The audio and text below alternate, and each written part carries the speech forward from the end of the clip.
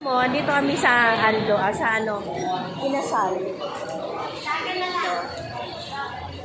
Medyo nakakainis lang kasi alam mo yon, o-order ka, isa lang ang only rice.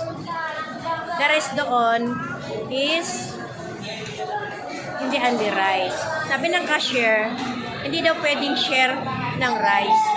Sabi ko kaya nga isa lang ang in-order namin para hindi kami mag-only rice. Yung isa naman, bawal daw magpasok ng drinks. O diba, hindi naman kami magpapasok ng drinks. Mga ingot. Diba?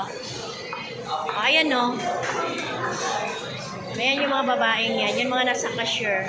Diba parang nakaka-insulto sa sa kanilang sa kakain ka. Hindi dapat kailangan sabihin yun Diba? Hindi kailangan sabihin yun.